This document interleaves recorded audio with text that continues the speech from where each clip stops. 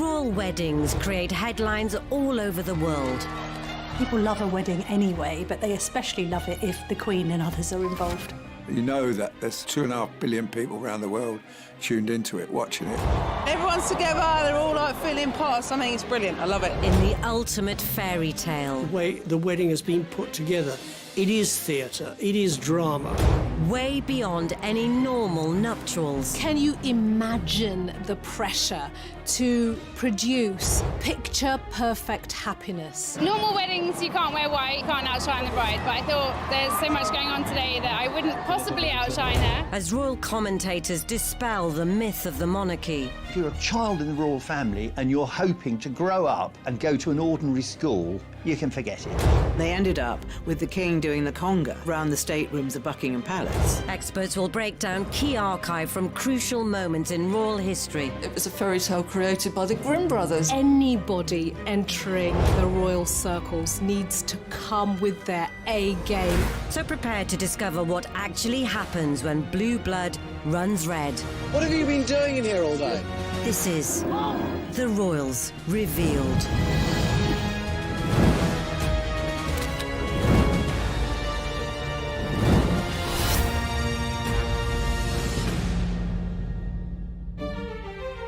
In this episode, over the last century, 2 royal weddings have captured our imaginations above all others. Thousands jam the square before Buckingham Palace and the cry goes up, "We want Elizabeth." They've put a broad smile on the face of the nation. You know that it's the only story in town. You know that it's an exciting day, very early start. One of post-war pageantry, which redefined what was possible in austere times. I think they also had salmon to start with, and to finish with, they had actually cherries and ice cream. But it wasn't even fresh cherries, it was those glazed cherries. Princess Elizabeth, she actually saved up coupons during the course of the war to make this wedding dress. The other, a spectacle with no expense spared. We think that William and Kate's wedding cost around the region of £23 million. The flower budget alone was £800,000, so it was quite a costly affair. And they received many, many things, including a cinema, a racehorse, and one of my favourite presents that they got are 2 pieces of burnt toast. But whilst these 2 grand affairs may be remembered as perfect days, they had a wedding ball 2 nights before the wedding, and no expense was spared on that. It's just one of the best days of the year, best days of the century. It seems strange to think there was a time when the prospect of both marriages hung in the balance. Over 80 years previously in Italy, the makeup of the monarchy could have all changed when the young Prince Philip was just 17. Philip was in Venice in 1938 because 2 years previously they had suffered a family tragedy when his sister had been killed in a car crash. And he was a little adrift. He'd always led a nomadic childhood, effectively being passed from pillar to post because his mother was mentally unstable and his family life was extremely broken. That is where he met Cabina Wright. And she was a very beautiful young girl. And Philip was a very handsome young man. And they had a romance. With ambitions to be a star of stage and screen, American Cabina Wright headed for London's West End. Philip took the cue to follow. They spent a very intense time together in Venice, and then in London for at least a week, where they were spotted wandering around holding hands. There was this sense that he was quite entranced by Cabina because of her beauty, but also the sense of allure she had in somebody that was going to make it, was going to be famous, was going to be somebody talked about on stage and screen. After decades of speculation, the extent of their relationship was only revealed after Cabina's passing in 2011. Cabina Wright's obituary revealed that they were much closer than any of us imagine, and that they were madly in love. And when she left to return to America, you know, Philip was almost sobbing at the thought of losing her. And he used to write her impassioned love letters. Cabina ultimately married Army Corporal Palmer Baudet, though she is said to have kept a photo of Philip close to hand for the rest of her life. Prince William had also had his dalliances before hooking up with his future bride. At one point he was linked with Emma Parker Bowles, of all people, obviously related to Camilla Parker Bowles, and equally he was linked to Alexandra Knatchbull, who's a descendant of Mountbatten, again very close relations to the royal family. But the girl who really put Kate's nose out of joint was Jecka Craig, who was a long-term girlfriend of Prince William's before Kate was on the scene, and who still maintained a friendship with William after they broke up. And there was a bit of controversy apparently at William's 21st birthday party because it seemed as if Jecka had been given pride of place alongside him and not Kate. By graduation, William and Kate were officially an item. Very soon, Kate Middleton could be one of the most famous women in the world, and yet she must try to forge a career on her own terms. The future was also far from certain for distant cousins Elizabeth and Philip, who by 1946 had begun to share each other's company at royal gatherings.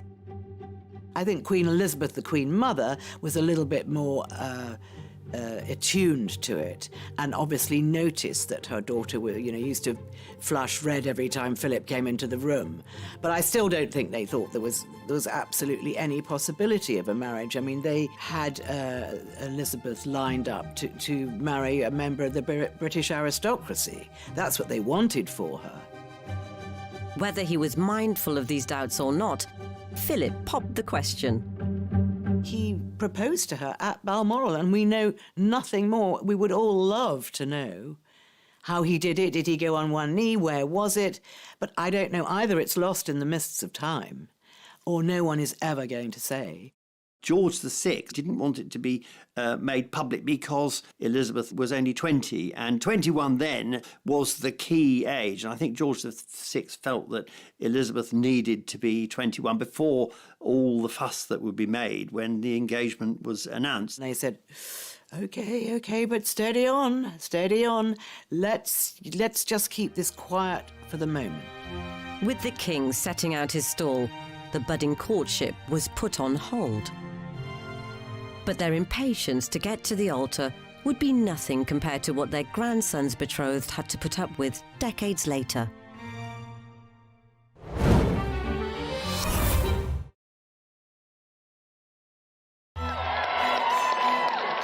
Royal weddings are one of the biggest events of the year. But just like for any couple who tie the knot, the path to walk down the aisle can have bumps along the way. Not least for Kate and William, and Elizabeth and Philip. The latter were now engaged unofficially, but forbidden to tell anyone, and about to be separated as the royals set sail for a South African tour. They were in a way trying to test her relationship with Prince Philip and see if it would go the distance, whether this secret engagement would stand the test of time, and whether Philip was up to the task and wasn't going to stray.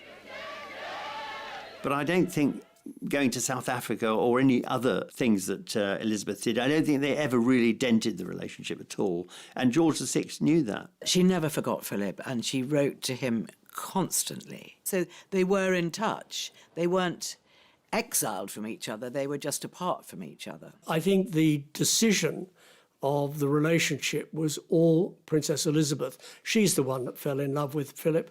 She's the one that decided, this is the only man in my life, and this is the man I'm going to marry, and marry she did. Whilst Elizabeth had clearly made up her mind, 60 years later, an heir presumptive was surrounded by an air of doubt.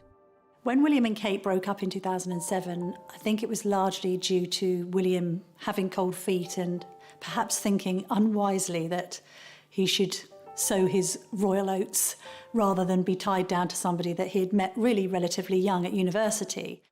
I've got a theory about the relationship breaking up.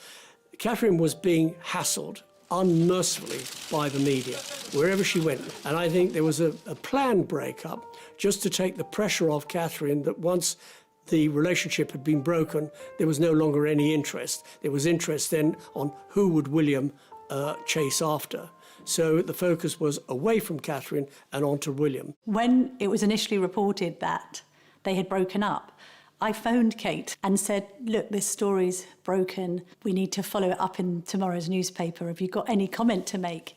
And she said very politely and very calmly, look, I've never commented or spoken to the press in the past, and I'm certainly not going to start now, but thank you for your interest. And I remember finding myself saying, well, thank you. Good luck. I hope all goes well for you. Because at that point, of course, we thought that she would just be a Wikipedia entry in Prince William's life. And then a few months later, when she appeared at the concert for Diana, it was apparent that she was still very much on the scene, and that I think William had realised he'd made a gigantic error and returned to her somewhat with his tail between his legs. In July 1947, nearly a year after he proposed, Philip's engagement to Elizabeth was finally made public. The athletic Philip, whose 6'2" frame had caused many a feminine heart to flutter, had agreed to give up any claim to the Greek throne and dutifully became a British commoner. The last obstacle to their promised marriage had been overcome.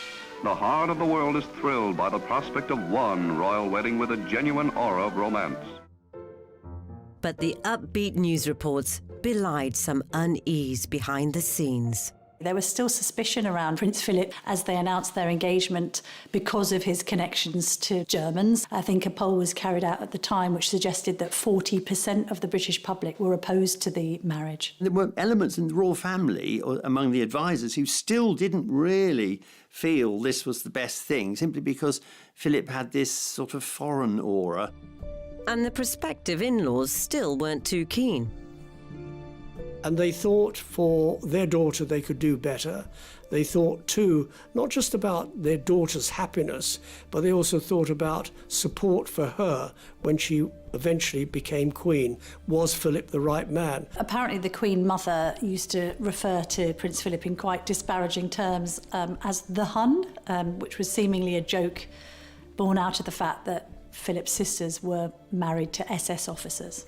And the Queen Mother never made any secret of her distrust of the Nazi regime, let's put it that way. Did Queen Mother call Philip the Hun? Well, it's one of those apocryphal stories that's grown up to become fact. And it's a bit rich, actually, Queen Elizabeth referring to Prince Philip as the Hun, because she married into a German family, because George V was, until 1917, the family name was Saxe-Coburg and Gotha. Which derives from when Queen Victoria married Prince Albert in 1842. Fortunately for William and Kate, when the prince had finally done the deed, the reaction was rather more positive. Well, you've been a couple for quite a long time. Prince William, why did it take you so long to propose? And Catherine, did you ever worry that he actually wasn't ever going to pop the question? Well, in answer to that, Tim, I don't remember how many years it's been. Forget from memory. I also didn't realise it was a race, otherwise I probably would have been a lot quicker. And unlike most other husbands-to-be, William hadn't needed to frequent some high-end jewellers to find a ring fit for his queen. When the couple announced their engagement, there was a press conference at St James's Palace, but before that, selected journalists were invited to just have a cup of tea with them. So I said, oh, can I see the engagement ring? And she showed me, and I looked at it. I thought, this looks familiar. I said, wow, that's amazing. And she said, yes, it was William's mother's, so it's very special. And I remember thinking, you're not kidding. Back in 1981, the ring reveal had caused quite a stir. At 3 o'clock, Prince Charles and Lady Diana appeared for the first time in public. And this was the first chance to see the ring of sapphires and diamonds. I think when it was purchased, the engagement ring cost £400,000, and I suppose now, considering its legacy and heritage, it's priceless.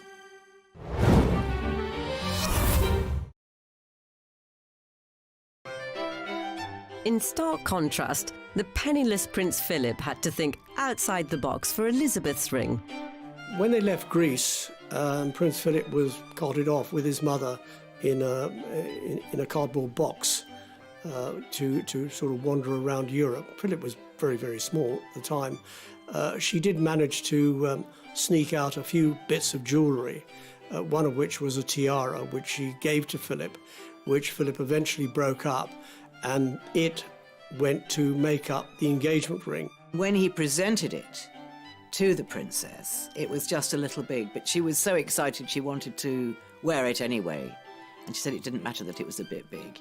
Obviously, it went back to be altered eventually, but she was so excited and she was thrilled to think that he designed it himself. And basically, the Queen has never taken it off. And it's definitely her favourite piece of jewellery. As Diana's diamond twinkled on Kate's finger, the media started to take aim at her family. As you know, Catherine and Prince William have been going out together for quite a number of years, which is great for us because we've got to know William really well. We all think he's wonderful and we're extremely fond of him. There was a lot of criticism as well that people forget of her seemingly being lazy, not really having a proper job, waiting around like a doormat to be proposed to. There's a sense that there wasn't much to her. There was also a great deal of criticism of her mother, Carol, having been an air hostess, and she was dubbed Doors to Manual in the press. Kate and her sister Pippa were referred to as wisteria sisters in that they were terribly fragrant and with a ferocious ability to climb. So there was this sense that, on one hand, the Middletons were these pushy and aspirational middle-class family desperate to break into the royal fold. With both engagements announced, the build-ups could begin and time was of the essence. I suppose the Queen and the King were keen for her to get married because you've got to remember George VI was very ill. Princess Elizabeth was already standing in for him on certain engagements, and he probably felt secretly that he didn't have long in this life, and therefore I suppose it was necessary that she did settle down with somebody that she loved. Elizabeth and Philip also had to contend with wedding planning in a time of post-war austerity and faced particular difficulties with regards to the bridal gown. There was controversy in certain sections of the media over the wedding dress, that it seemed to have cost a lot of money. We were still in rationing, so how many coupons went to make up this rather extravagant-looking bridal gown? There's a lot of talk that people actually sent in coupons, but the royal family being the royal family, they didn't accept unsolicited gifts, and the coupons were sent back to the senders. She was sent all kinds of bolts of cloth. She was sent nylon stockings. I mean, the public really entered into the spirit of this wedding. So how did the princess afford her dress? The government were really quite generous at the time. They gave Princess Elizabeth 200 coupons, which she actually saved up. She'd also saved coupons during the course of the war to make this wedding dress and look absolutely terrific in what was a grand occasion. Of course, the dress is the talk of literally every wedding, so when it comes to the royals, that intrigue goes into overdrive. Look at that wonderful gown. And this fascination goes right the way back to Queen Victoria. Before Victoria, weddings were quiet affairs, even in the royal family. They take place at night and brides could wear any colour. Victoria and her ministers, they think this wedding is a really good way of showing how perfect and virtuous I am. So they bring in the idea of the royal wedding, and it will be all about purity and her virginity. So she will wear white and her bridesmaids will wear white. And also it'll be public in terms of driving to the wedding in the afternoon so all the crowds can see her in her open carriage. This is radical, really revolutionary in terms of royal wedding. She brought in the white wedding dress, and a lot of people at the time thought the white wedding dress was very bizarre. They thought it looked like she was wearing her nightgown or some kind of peasant outfit, and really everyone thought the white dress was really a bit odd, but it caught on. Everyone had to buy it. 141 years later, Diana's epic David Emmanuel number with a 25-foot train had been so hyped that bridal designers had stitched up a plan to create a copy in record time. Designer Mrs. Rosie Joseph took just 15 minutes to sketch the outline. Then the 24 workers rolled up their sleeves to produce an instant copy. The dress is not an exact replica. It's in polyester. Silk is too expensive. It's white, not creamy. and the train is just 12 feet long. Finally, the lookalike dress was modelled by a supposed lookalike princess. I think if you speak to the Emanuels who designed the dress and veil, it was to create a look of drama. And considering the dress was enormous and very much typical of the 1980s meringue. After weeks of speculation, Kate was ready to unveil her choice of wedding gown. The secret was about to be revealed. The first glimpse of the world's most talked about dress. Lace, V-neck, with a veil. Through the window of the car taking her to Westminster Abbey, details were at last emerging. It was only when Kate Middleton stepped from the car that the picture was complete. As both Princess Elizabeth and Kate Middleton wowed making their grand entrances, they'd each insisted on some uniquely personal touches. Interestingly as well, both the Queen and Kate insisted on doing their own wedding makeup, which shocked observers in Kate's case because obviously having a makeup artist at a celebrity wedding is the done thing. And to be fair, the Duchess has always insisted on doing her own makeup, been criticised for it, but she did her makeup how she likes it. Despite her beautiful couture dress, the Queen didn't want to have her makeup applied by somebody else because in those days makeup could be very thick and very unattractive. But the future Queen's composed look hid a last-minute panic behind the scenes. The biggest incident for the princess on her wedding day was that her tiara broke and the catch on the back of the tiara snapped. But luckily, it was whisked round the corner to Garrard & Co. in Regent Street, where they welded it together and sent it straight back to Buckingham Palace again. Phew.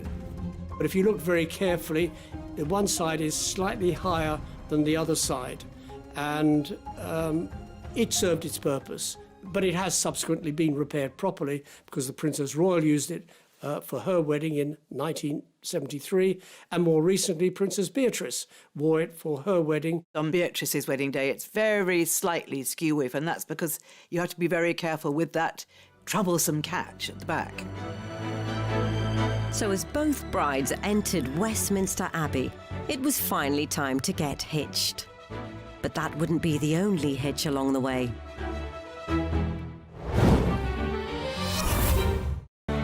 As a royal wedding gets into full swing, tens of thousands of well-wishers will line the streets to try and get a taste of the matrimonial fanfare. Some will even camp out overnight to catch one momentary glimpse of majesty. We'll have a great time, won't we, Case? Yeah! Yeah! And as each bride carefully climbs the steps to her ceremony and leaves the cheering masses outside, the rare moment of intimacy at the altar hasn't always gone to plan. Diana had a bit of a problem at the altar because when Archbishop of Canterbury said to her, do you take this man, Charles Philip Arthur George, to be your lawful wedded husband, Diana got the names mixed up. I, Diana Francis. Take thee, Charles Philip Arthur George. Take thee, Philip Charles Arthur George. William also struggled to get the wedding ring onto Kate's finger when they were at the front of the congregation at Westminster Abbey. What's so interesting about, William struggling to get Kate's ring on or Diana getting Charles's names slightly the wrong way round is actually what makes them human, that we are all capable of succumbing to pressure, especially under such circumstances where the whole world is looking at what you're doing. As the crowds congratulated in force, it was action stations for the press pack, like veteran royal photographer Arthur Edwards. You know that it's the only story in town. You know that it's an exciting day, very early start, at least 5 o'clock start. Get through the crowds to where your position is. And I had the right pass inside the forecourt of Buckingham Palace. And of course, they looked after us very well. We went there early, got there very early. They laid on a room for us with refreshments and armchairs and television so we could watch the whole of the wedding taking place at Westminster Abbey. And then, of course, when our turn to take up our positions came, it was easy, we just went into position. The prime spot is one which will give the best vantage point of the balcony, a long-standing symbol of the link between monarchy and the masses. The balcony at Buckingham Palace is effectively where the window frame through which we see the royal family. Buckingham Palace was a focal point because the King and Queen were there. And as soon as the war ended, they made what's called the balcony appearance. So the British people associated the balcony with pomp and circumstance and happiness and celebration. That has always been the case, and especially for weddings. It's exciting, and look round and there's people, their noses pressed up to the railings of Buckingham Palace, and they're all excited and can't wait for the royals to come on the balcony, and you do some pictures of them, and that's the build-up, and then they come up on the balcony and it's just roar. Here we go. Then you start firing pictures like crazy.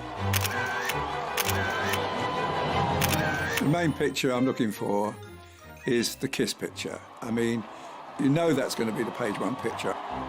And historically, that's not always been the easiest shot to get.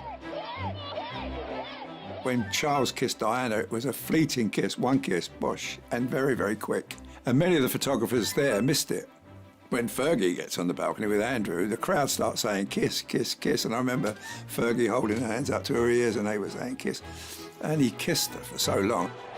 Again, the crowd roared its request. What's that, said the couple, as if they didn't know. Of course they did. And this was what the crowd was waiting for.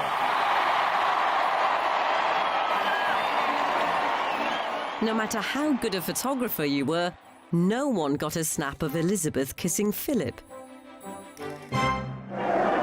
Thousands jam the square before Buckingham Palace, and the cry goes up, "We want Elizabeth."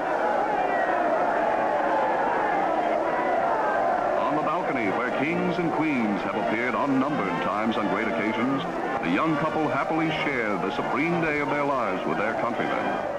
The Queen and Prince Philip, when they appeared on the Buckingham Palace balcony, did not play to the crowds and decided they would not kiss publicly. So a simple wave was deemed satisfactory in 1947. But in 2011, with Kate seemingly overwhelmed... Oh, wow, she says. Oh, wow. Would the kiss even happen? Full marks to her, because she pretended to look surprised when she came out on that balcony. She knows that there's always crowds filling the mole. The only thing that I would say in her mind, that she goes, oh wow, as though I didn't expect anybody to be here, which would have been a big fat lie, but I love it all the same. It may have also been prompted by the fact that she was a non-royal marrying into the royal family at a very high level, and that she may still have worried that there might be a little bit of disapproval about that. The stark difference between William and Kate is that William, from birth, was groomed in the soup of pomp and ceremony and royalty. Let's remember, when he was born, you know, Diana came down on the steps of the Lindo wing and almost held him up like, you know, Simba a la Lion King. He's had that from the get-go, whereas she hasn't. So that is the fundamental difference between them, that she needs longer to get groomed into that system. He's almost got it written into his DNA. I love the way he looks at her, looking at her response. And he's using a lot of suppressed facial expressions. He's using a suppressed smile. His eyes are crinkling. And I think what that's saying is, you know, look at the life that you're coming into, as though he's perhaps giving it to her as a gift rather than him giving her to them as a gift, which he absolutely did not want to do. He did not want another Diana situation. So, you know, take the love, but I'm not going to donate you to the public. I don't want that. I want to protect you. As Kate eased into the moment, William puckered up, and down below, Arthur was primed.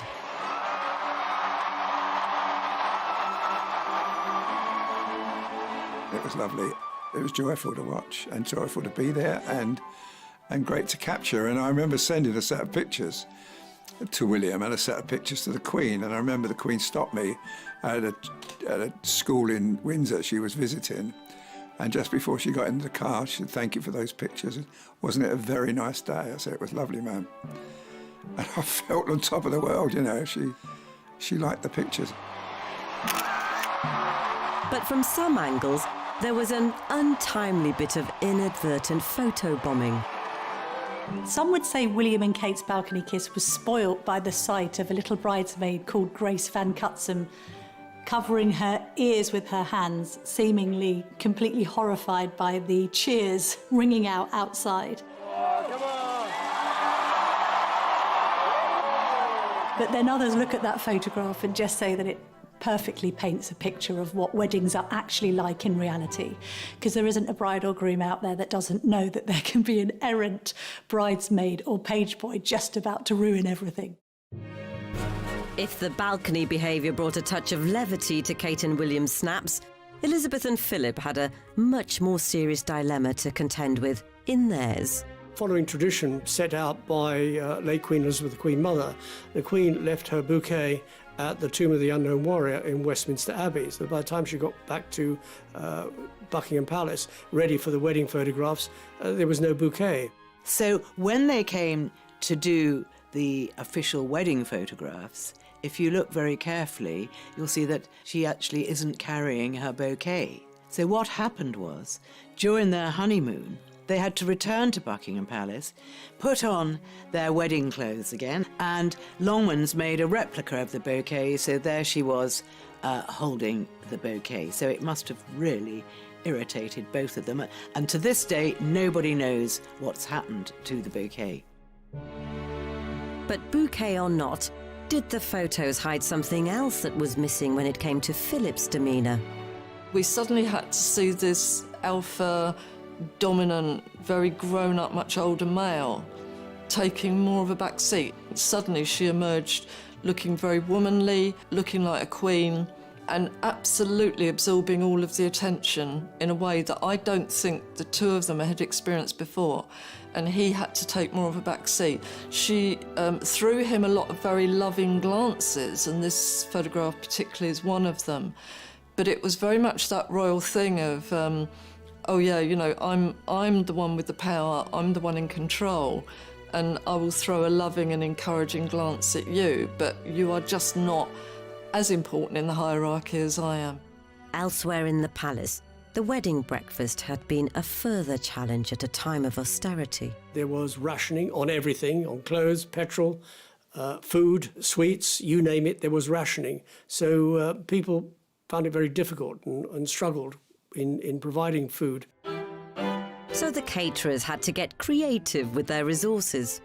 There was always a huge amount of game that comes off the royal estates, and they certainly could have kept that, frozen that, and used it for the wedding. So they tried to use sort of homegrown produce. There was a little bit of controversy in serving partridge, which wasn't rationed, but then things that fly through the sky in the shooting season, that you blast them out of the sky and you serve it, you've got to do something with it. I think they also had salmon to start with, and to finish with, they had actually cherries and ice cream. But it wasn't even fresh cherries, it was those glazed cherries and ice cream. However, the budget banquet didn't extend to the cake. It was made by McVitie, who had the royal warrant, and it was 9 foot high, and it had 500 pounds of ingredients in weight in it. And they'd use something like 600 eggs. And it seemed the cake fit for a queen could also tickle her grandson's taste buds. The idea of them having fruitcake did seem a little bit outdated in the sense that normally these days people opt for some sort of sponge. Having said that, the good thing about fruitcake, of course, is that you can cut and keep it. And I think even since Queen and Prince Philip got married, there have been pieces of cake that have been auctioned decades later. Whilst all weddings need cakes relative in size to the number of guests, some other expenses raised eyebrows. We're told the couple want to strike a balance between an enjoyable day and the current economic situation. But any nod towards austerity is, of course, relative. After all, they've chosen to get married in an abbey capable of seating more than 2,000 guests. And those guests were duly seated in a £50,000 fairy tale forest using more than 4 tons of foliage. Add to that a £250,000 dress, thorough processional route rehearsals, and a legion of staff to keep the whole operation going. The final financial reckoning was jaw-dropping. We think that William and Kate's wedding cost around the region of £23 million. The flower budget alone was £800,000, so it was quite a costly affair. Exact figures for Elizabeth and Philip's wedding aren't available, but it's safe to say that to truly call it an austere occasion would be some way off the mark. Pageantry and splendor are revived for this day in austerity-ridden London, a day which the world shares with Britain. This is the moment for which the teeming millions have been waiting for months.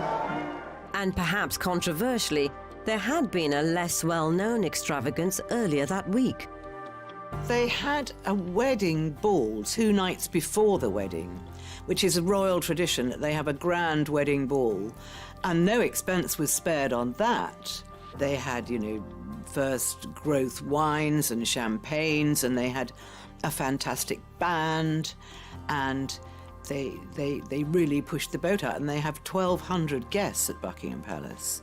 And they ended up with the king doing the conga, sort of round the staterooms of Buckingham Palace. So it was a very, very jolly affair. With their wedding days done, the 2 couples hoped to have a relaxing first few weeks as man and wife. But there was very little chance they'd get to enjoy their honeymoon period, as outside interference ensured the newlywed gloss. Elizabeth and Philip and Kate and William are 2 of the most significant. Her diamond anniversary, the Queen decided to put on a special exhibition of wedding memorabilia to give the public a sense of what a royal wedding was like in 1947. The Queen has put on display just a handful of the 2,500 gifts sent from leaders and politicians from across the globe, including this porcelain dinner service from the President of the Chinese Republic. Well, not only was it going to be a splash of colour on the hard road, as Winston Churchill put it, but also the presents really were this first moment after the war in which there was this huge amount of munificence and the idea of royal weddings being a time for giant amount of gifts. Stunning pieces of jewellery were also presented to the couple from the world's elite, but it's perhaps the gifts from normal folk they appreciated most. They received many, many things, including a cinema, a racehorse, cans of pineapple, cans of rationed goods, there was cans of butter, and one of my favourite presents that they got are 2 pieces of burnt toast, because these 2 ladies listening to the radio, they heard that Elizabeth and Philip were going to get married on the radio, and they were so excited that they burnt their toast, and really bread was really quite sought after at that point, quite expensive. They burnt their toast and they sent it into the palace so Elizabeth and Philip could see it. Such was their appreciation. Many of the goods were re-gifted throughout a struggling post-war nation. Here's a letter that she sent handwritten to one of the recipients. It says, "Many kind friends overseas sent me gifts of food at the time of my wedding. I want to distribute it as best I can and to share my good fortune with others. I therefore ask you to accept this parcel with my very best wishes. Elizabeth." William and Kate also gave something back to society. William and Kate decided to forego traditional wedding presents. I think having lived together for a decade before they married, they had enough toasters and coffee makers and toasty makers and his and hers mugs. So instead they decided that they would ask for charitable contributions. And in the end, they raised over £1 million for good causes. Then came the honeymoons, with Elizabeth opting for a budget break, split between the home of Philip's uncle, Earl Mountbatten, and the family estate at Balmoral. I don't think Elizabeth would ever have gone abroad. I think it was always her hope to stay in England, and I think that most brides and grooms at the time had very modest honeymoons. It wasn't really a time of overseas travel. It wasn't a time of hopping on a plane and going off to Italy or going off to anywhere. A staycation might have been sufficient for a future queen in the wake of World War II. But fast forward 64 years, and there was no such scrimping for Kate and Wills, who whisked themselves off to an Indian Ocean paradise. William and Kate managed for quite some time to keep their honeymoon completely under wraps. So although we saw them the day after the wedding, because they did a photo shoot in the grounds of Buckingham Palace, they then disappeared. And it later transpired they'd gone to the Seychelles, literally to a remote island, I think with only about 10 or 11 villas there. So no prying eyes could get anywhere near it. I think that really shows the difference between a honeymoon, between travel, between notions of weddings, and really I think William and Kate's wedding, in which many, many couples across Britain and across the world went on these huge, lavish honeymoons. It shows the difference in the social change, and particularly that William and Kate, even though one day they will be king and queen of Britain, they chose not to have a British honeymoon. Yet somehow, the secret of the secluded destination leaked. There were some photographs taken, I think, by an extremely long lens of the couple strolling on the beach in their swimwear. They didn't emerge until months later, I think in Australia, a Women's Day magazine. What was interesting about it is that the British press must have been offered the shots and rejected them on the grounds that they looked like they completely invaded the couple's privacy. As they approach their 10th anniversary in 2021, Kate and William have some way to go to match the Queen and Prince Philip's 72 years. But both weddings undoubtedly gave the country a boost. While this is by some distance the biggest celebration of the royal wedding across the country, there have been thousands upon thousands of parties as the nation has taken up William and Kate's invitation to be a part of their special day. Even the priests were jumping for joy. Sheer glee. Fantastic. Oh, can't really. Now, that's something we didn't expect to see, but that is wonderful. That sums it up. Yeah. In 1947, there might not have been quite the exuberance, but it signified something to cherish following years of devastation. People after the war were looking desperately for something to celebrate. It was just a moment of happiness for everybody. That day would set Princess Elizabeth on a path to lead her nation for the decades that followed, with the constant support of her husband. Now, as the Queen looks to the future, it seems Kate has become much more than just William's wife. I think there's a sense that the Queen and Kate get on really well. They're both quite naturally shy and introverted. I think she admires Kate for the fact that, like her, she's said to not have put a foot wrong. She hasn't sought to overpower or overshadow William as he's gone about his role. I think that they're viewed as quite an equal partnership in the royal family. The Queen views Kate as a very safe pair of hands and a very good consort to William. Will she make a good Queen? Well, she's making a very good Duchess of Cambridge, and if she carries on like this, she'll make a very good Queen. When I see William and Catherine now, I mean, I know that for the next 100 years, it's going to be great. So if William and Kate are in for the long haul, his grandparents provide the perfect blueprint to follow as they try to balance being married to each other and bound to a life of duty. Corbina Wright's obituary revealed that they were much closer than any of us imagine, and that they were madly in love. And when she left to return to America, Philip was almost sobbing at the thought of losing her. And he used to write her impassioned love letters. Corbina ultimately married Army Corporal Palmer Baudet, though she is said to have kept a photo of Philip close to hand for the rest of her life. Prince William had also had his dalliances before hooking up with his future bride.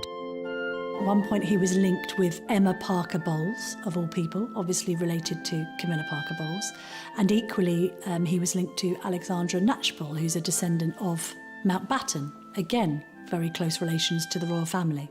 But the girl who really put Kate's nose out of joint was Jecka Craig, who was a long-term girlfriend of Prince William's before Kate was on the scene, and who still maintained a friendship with William after they broke up. And there was a bit of controversy apparently at William's 21st birthday party because it seemed as if Jecka had been given pride of place alongside him and not Kate. By graduation, William and Kate were officially an item. Very soon, Kate Middleton could be one of the most famous women in the world, and yet she must try to forge a career on her own terms. The future was also far from certain for distant cousins Elizabeth and Philip, who by 1946 had begun to share each other's company at royal gatherings. I think Queen Elizabeth, the Queen Mother, was a little bit more attuned to it, and obviously noticed that her daughter, used to flush red every time Philip came into the room. But I still don't think they thought there was absolutely any possibility of a marriage. I mean, they had Elizabeth lined up to